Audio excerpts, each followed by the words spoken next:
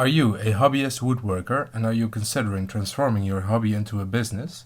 Check this video out and listen to what I have to tell you. So turning your hobby into a business might seem scary, but with these tips I'll give you, I'll assure you it'll be worth it. First things first. Do you have a job at the moment? Keep it on. There is no safer way to start your business than with the security of an income from your primary job. Starting slow, that's what I did. I started my woodworking business on the side. I was making things in my small bicycle shed at my previous home. Small and easy projects which I sold on online platforms as Facebook and Etsy. I noticed some of my products sold very great and there was even interest from local shops like a florist in my town that wanted to sell my products. It was then that I realized I could turn my hobby into my business. I had the comfort of a primary income with my full-time job at the Dutch police force. Nowadays I could stop my primary job, but I just don't want to because I like it too much. But what I could do at that time was buy another house with a larger garage, which I would turn into my wood shop. My dream was to start building river tables and other epoxy related projects, but my bicycle shed was too small.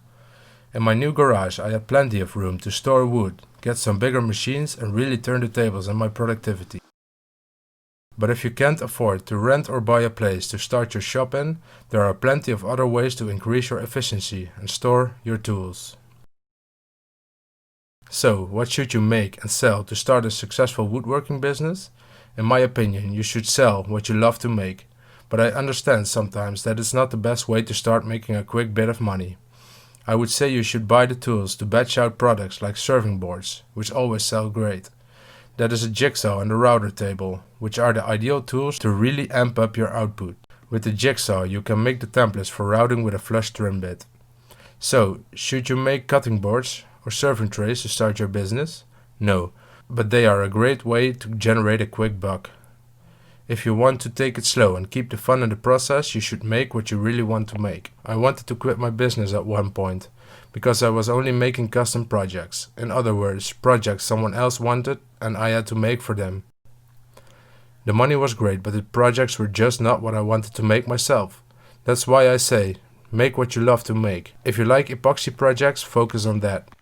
Nowadays I am shifting from making only custom projects to making more of the things I like smaller epoxy projects, and sell them when they are done. I love this.